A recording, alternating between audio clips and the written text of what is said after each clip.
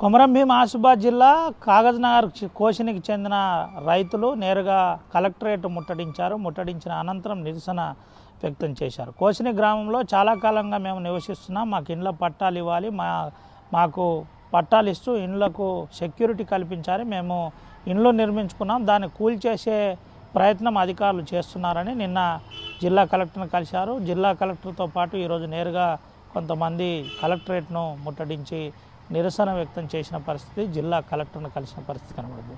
Balka Suman jail నుంచి విడుదలయ్యారు. విడుదలైన అనంతరం మీడియాతో మాట్లాడుతూ ముఖ్యమంత్రితో పాటు మంత్రి వివేక్ వెంకటస్వామికి నేను జైలుకు పోయి 15 రోజులు జైల్లో ఉంటే మీ కళ్ళు చల్లబడ్డాయని చెప్పిన పరిస్థితి. దీంతో పాటు ఇప్పటికైనా ప్రజాస్వామ్యబద్ధంగా ఎన్నుకున్న కౌన్సిలర్లు చైర్మన్తో పాటు వైస్ చైర్మన్ ఎన్నిక కేతనపల్లిలో సజావుగా జరిగే విధంగా చూడాలని చెప్పారు.